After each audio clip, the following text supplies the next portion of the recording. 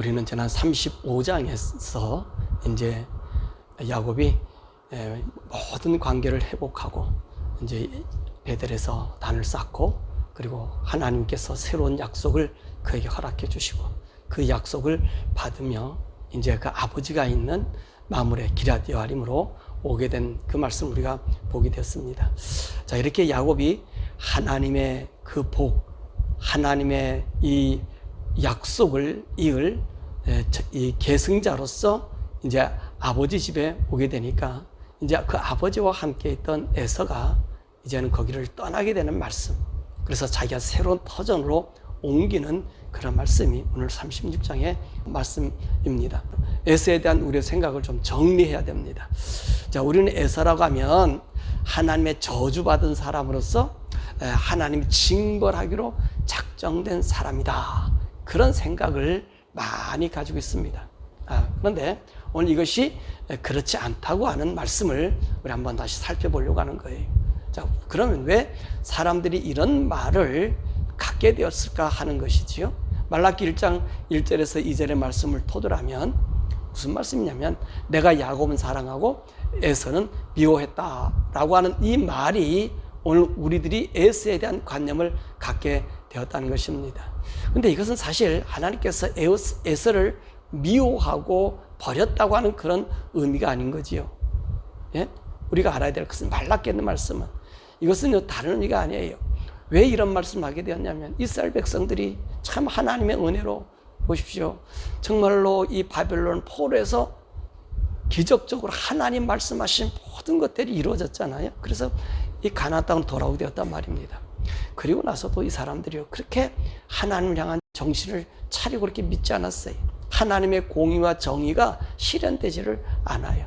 그래서 하나님께서 이 말라기 시대에 이 이스라엘 백성들의 통탄하면서 이 말씀을 하신 거예요. 그리고 말라기 이후에 430년 동안 이스라엘 나라에는 하나님의 말씀과 예언이 그대에 나타나지 않잖아요. 그 마지막 탄식에 오늘 하나님께서 이 에서를 비유하는 거예요. 왜요?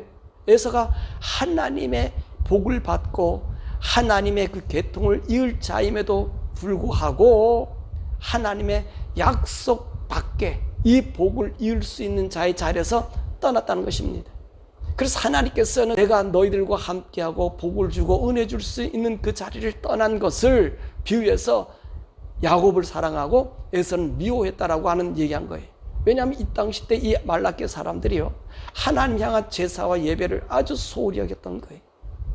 그래서 우리 하나님께서 이 말라기를 닫으면서 마지막에는 저주가 이 이스라엘 사람들에게 나타나고 있는 것 아닙니까?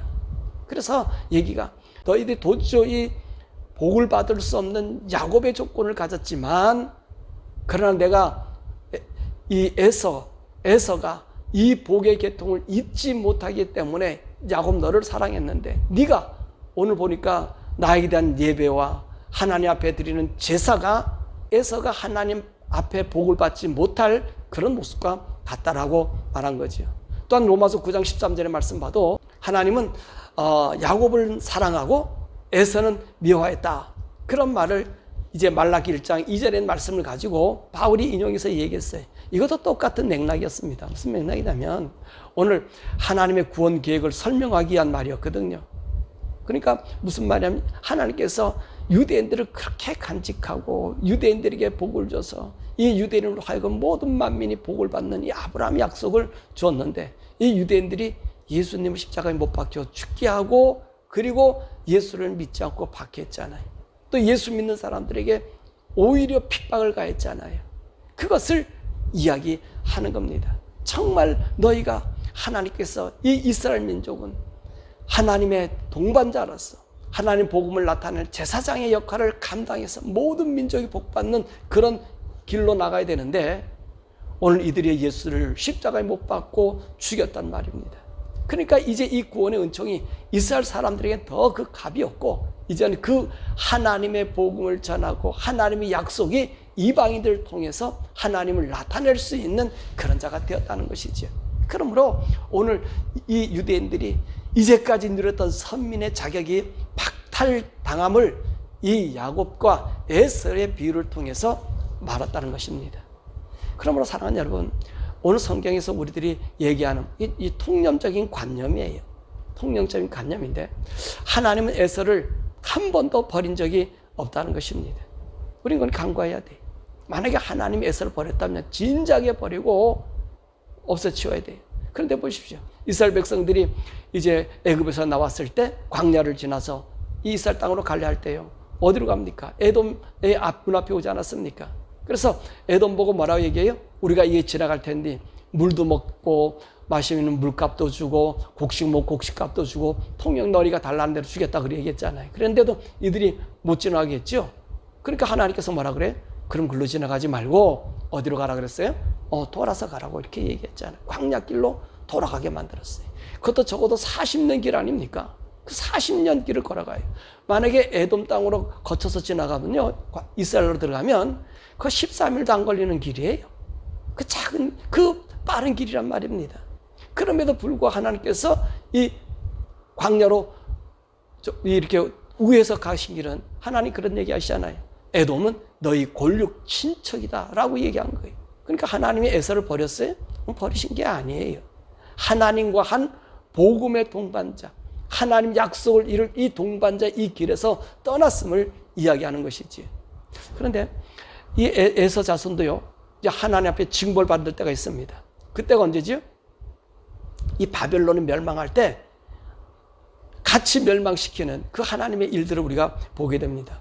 왜 그랬더니만은 이 바벨론이 쳐들어오고 다른 이 부족들이 쳐들어오면 이 에돔이요, 너희 형제라는 겁니다. 하나님은 이스라엘 나라가 너희 형제라는 거예요. 근데 이 오늘 시편 130편 7절의 말씀 보면 이 예루살렘을 향해서 헐어버려라, 헐어버려라, 기초까지 헐어버려라. 그러면 예루살렘이 없어지는 것을 그렇게 기뻐했다는 거예요. 바벨론에 의해서 없어지는 것을.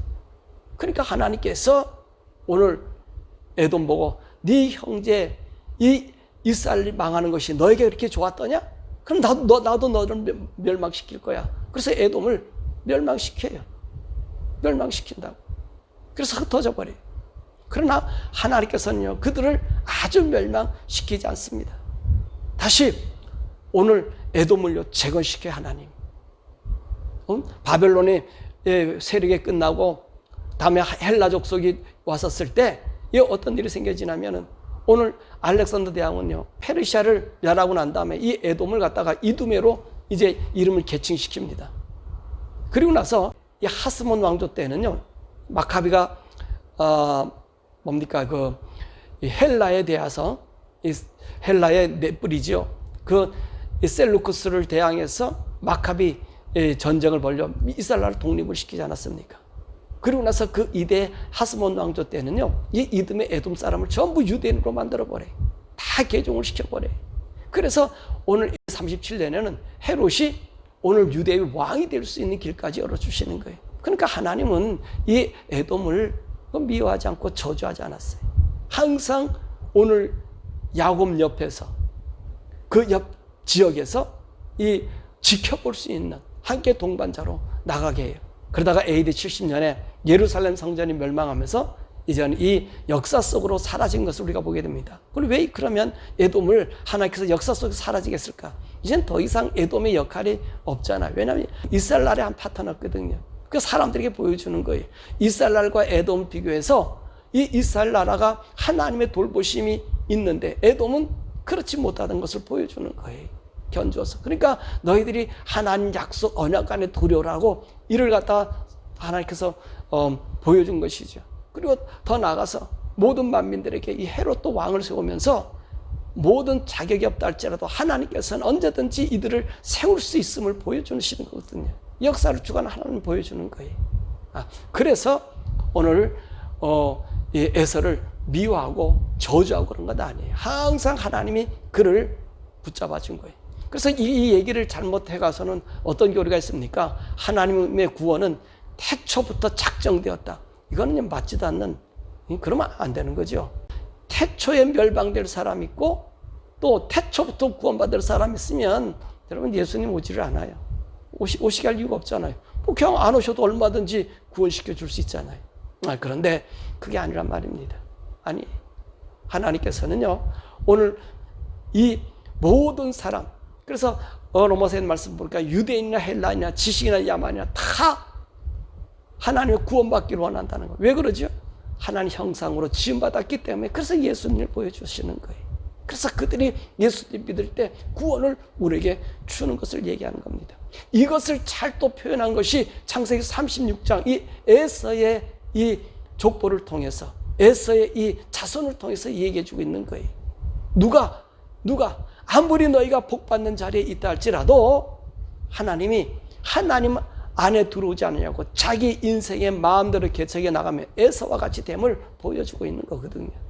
그러니까 처음부터 구원받을 자가 있다, 그리고 태초부터 있다, 이런 그런 예정론은 성경적이지 않아. 인간이 만든 거, 인간이 만들어 생각한 거예요. 하나님은 모든 사람이 구원받기를 원하신다 그러셨죠. 모든 사람이. 그죠? 그것 말씀만 해도 벌써 예정론, 그것 가지고 우기는 사람은 성경을 모르는 거예요. 다시 얘기합니다. 그들이 아무리 박사라고, 아무리 칼빈이라 해도 그는 하나님을 모르는 사람.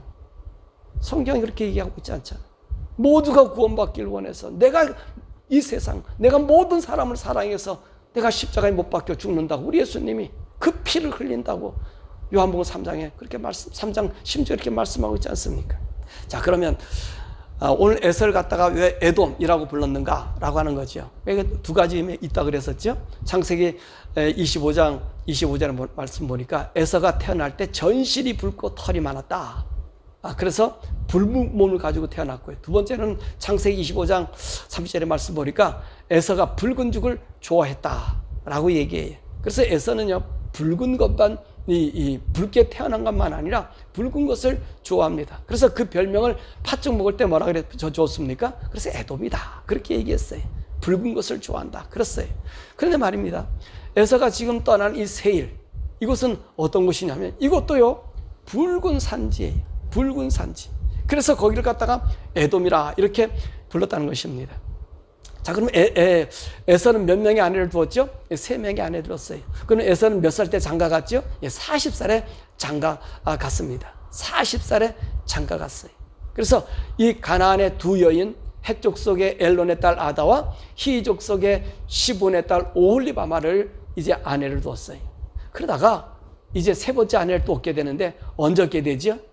이거는요, 이 에서가 이제 하나님의 복에서 떠나게 되었잖아요. 그리고 에서가 그 분노에 이겨서 죽이려고 하니까 떠나게 되었잖아요. 바로 그 시점에 어떤 얘기를 합니까? 리브가도 그러고, 그 다음에 이삭이 뭐라 얘기하죠? 야곱에게 이 가나안 딸들이 이 리브가와 이삭을 기쁘게 못한다는 거예요. 그러니까 뭐라고 야곱에게 부탁하죠? 너는 이 가나안 족속의 이 가나안 땅에서 아내를 맞이하지 말고 네 삼촌 네 집 가서 아내를 얻어라. 그런 얘기를 하잖아요. 이 얘기를 듣고 이 에서가 참 좋은 인격을, 좋은 사람인 것 같아. 그러니까 부모님 말에 순종하는 거, 부모님 마음을 기쁘게 하려고요. 그랬던 사람 같아. 그래서 77세가 넘었을 때 바로 지금 어디로 갑니까? 이스마엘. 왜냐하면 이스마엘과 또 이스마엘은 아브라함의 아들 아닙니까? 자기 아버지의 아들 그 사람 아닙니까? 근데 가나안 사람 여인들이 아버지 어머니를 기쁘게 못하니까 그 이스마엘에게 가가지고 그 이스마엘의 딸을 갖다가 자기 아내로 얻어 살잖아요. 왜 그랬을까요? 아버지를 기쁘게, 어머니를 기쁘게 하려고 했던, 인간적으로는 이 에서가 참 멋지고 좋은 사람인 것 같아요. 그래서 이 가문을 이룬 것을 우리가 보게 됩니다. 그런데 말입니다, 우리가 이 에서의 이 결혼을 통해서 우리가 볼 수 있는 것, 이것을 좀 어루어 짐작해 보면 에서가 이 결혼 때문에 어쩌면 이 장자권에서 밀려나지 않았겠는가. 그럼 여러분 이렇게 저한테 질문할 수 있어요. 뱃속서부터 하나님께서 이렇게 말해주지 않았느냐, 에서가 동생을 섬기게 된다고 하나님께서 이미도 말씀한 것 아니냐, 그래서 정해놓은 것 아니냐라고 얘기합니다. 근데 여러분, 제가 항상 얘기하지만 하나님은 전능하신 하나님이기 때문에 우리 생각, 우리 이 알지 못한, 내가 기억 못하는 것까지 다 기억하시는 분이고 다 아시는 분이에요. 제 앞일까지 그분이 다 아시는 분이에요. 다 아셔요. 그러니까 생각해 보세요. 다 알고 계시는 분이 잘못된다고는 얼마나 그 가슴이 속끓이겠습니까? 그러니까 우리 주님이 계속해서 사람들을 보내고 선지자를 보내고 그래서 그 영혼이 돌아오도록 자기 앞에 오도록 그렇게 애쓰시는 거예요. 그래서 하나님이 심판할 때 우리가 깜짝 못하는 이유가 그분이 다 알고 있으면서도 여러분 하나님은 강제하지 않으셔요. 왜 그렇다고 강제하지 않죠? 그 이유는 딱 한 가지. 우리는 하나님 형상으로 지음받은 하나님의 성품을 가진 자예요. 우리 자유의지 선택권이 있단 말입니다. 그러니까 우리가 존귀한 거예요. 인간이 너무너무 존귀한 거예요. 그러니까 하나님께서 뱃속서부터 이 에서의 그런 앞일이 보여지니까 그렇게 얘기한 거예요. 근데 왜 에서가 복 밖으로 나가게 되었는가? 보니까 오늘 창세기 28장 6절과 9절의 말씀 보면 이 가나안 여인 딸들이 그 아버지 이삭을 기쁘시게 못했다는 거예요. 그래가지고 9절의 말씀 보면 에서가 이스마엘에 가서 그 본처들 외에 아브라함의 아들 이스마엘 딸이요 느바에서의 누인 마할렛을 아내로 맞았다고 얘기하는 거예요. 맞았다는. 그래서 이 에서가 이 결혼을 일찍 40살에 가정을 이루어서 이제 가나안 여자들하고 살다 보니까 이 가나안 여자들은 거기는 어떤 우상 섬기잖아. 바알을 섬기잖아요. 그 다음에 아스타로스 섬기잖아요. 이제 블레셋 같은 경우에서는 누굽니까? 우리 다곤신을 섬기잖아요. 그 문화가 가득 채워 있었단 말입니다. 거기에. 근데 그 여인이 그걸 가져온 거예요. 이삭의 마음을 기쁘게 못했을까요? 그들의 세상의 문화, 그 법도가 그에게 들어오게 된 거예요. 그러다 보니까 에서는 자연히 하나님의 법을 이룰 족장을 이룰 수 없는 거예요. 왜? 그 자손들에게 하나님 법과 하나님 법을 외워서 알려줘야 되잖아요. 하나님 뜻을 알려줘야 되잖아요. 근데 생각해 보십시오. 왜 이게 안 되죠? 여러분, 이 당시 때는 하나님께서 아브라함에게 말씀하신 이 모든 말씀을 이삭에게 다 말씀해 주는 거예요. 그러니까 창세기서부터 있었던 기록의 이야기를 이삭에게 전달해 주는 거예요. 이런 사람을 누구라 그랬죠? 이 그리오라 그랬잖아요. 아프리카의 그리오. 인간 박물관. 바로 인간 박물관이 아브라함이고 이삭이고 그 다음에 이제 에서가 된다고 생각해 보십시다. 그럼 거기에 어떤 걸 집어넣겠어요? 이 가나안 풍토에 문물을 집어넣어 버리는 거예요. 그럼 하나님의 존재, 하나님의 그것이 거짓이 돼 버리거든요. 그래서 에서가 안 된 거예요. 그러니까 하나님께서 이 야곱에게 뭐라 그래? 이 하란에 가서 네가 아내를 구해서 거기는 누가 있습니까? 데라도 살아 있고 데라를 통해서 하나님 말씀을 들었던 그 할아버지들, 아버지 그 부부들이 있잖아요. 그러니까 거기서 아내를 맞아가지고 오라는 거예요.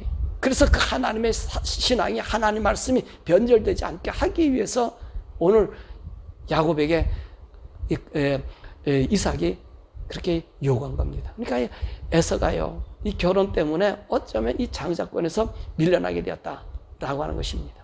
자, 에서가 이 세일 산지로 떠나죠. 이 세일은 어떤 곳이라고 그랬죠? 이 세일은요, 이 호리 족속이 살던 곳이에요. 이 호리 족속이라고 한다는 얘기는 구멍을 뚫고 사는 이 사람들이에요. 근데 왜 구멍을 뚫었냐면 이 지역에 뭐냐면 이 구리가 많이 생산되는 곳입니다. 그래서 구리가 많이 생산돼서 이 사람들이 와서 아마 그 굴을 많이 파고 있어서 그곳의 사람들의 삶으로 호리 족속이라고, 이 구멍 속에 사는 사람이라고 생각되어집니다.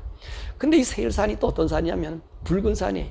이 세일은 어떤 지역이냐면 에서가 가는 곳이 그것은 바로 요르단에 있는 곳이거든요. 요르단. 그 요르단 지역인데 여러분들 요르단에 보면 페트라는 곳이 알잖아요. 거기 보면은 그 무덤 있고 로마 신전에 그 조각 형태의 돌로 이 신전 모양이 건축되어 있고 그 안에 많은 구멍들이 있고 또 집도 있고 그런 곳이 바로 이 에서가 선택한 곳입니다. 그러면 그 곳에 지금 에서가 정말 붉은색을 좋아하니까 이 붉은 땅으로 간 것 같아요. 그리고 에서가 이 에돔을 택하게 된 이유, 그러니까 세일을 택해서 나중에 에돔으로 바뀌죠. 택한 이유는 그 중에 하나다. 세 번째 얻는 아내, 이스마엘의 딸 아내예요. 그 이스마엘이 바로 이 바람 광야를 중심으로 해서 그 밑으로, 그래서 지금 아라비아 지역, 그 다음에 앞으로 유브라 대강, 이 모든 지역을 다 이스마엘이 점령하고 있는 곳이거든요. 그러니까 아마 세 번째 마할렛을 얻기 위해서 이 세 번째 이스마엘로 가다가 그 땅을 보고 아마 간 것 같아요. 더 나가서 창세기 20장 39절과 40절의 말씀 보면 마지막 이 에서에게 빈 복이 있지 않습니까? 그 복이 뭡니까? 다른 거 아니잖아요. 너는 이 풍부한 땅에서 곡식을 내서 사는 자가 아니라 사냥하면서 사는 이 척박한 그 땅에서 이슬이 뜨는 그곳에서, 그런 곳에 내가 살 것이다 라고 얘기한 것, 바로 그것이 잘 맞는 곳이 바로 이 세일입니다. 에돔 지역, 에서가 가는 바로 그 지역이라는 거지요. 그래서 아마 그때 그 이스마엘에게 가서 아내를 얻어올 때에 아마 그 땅에 보고 그런 것이 아니겠나, 이런 생각도 좀 해봅니다. 자, 다 떠나서 이제 여러 가지 일들이 많이 있지만 말씀 이제 맺지요. 뭐 조금 더 다른 설교도 들으시려면 이제 주일 설교회 가면 들을 수 있고요. 자, 우리 여기서 우리가 한번 정리 좀 해보십시다. 에서 그 복을 받고 태어났잖아요. 어떤 복이죠?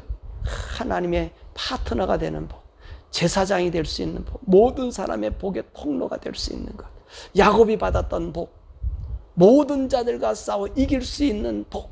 이 에서는요, 정말 모든 사람과 겨룰 수 있는 신체적인 조건을 가진 자 아니에요?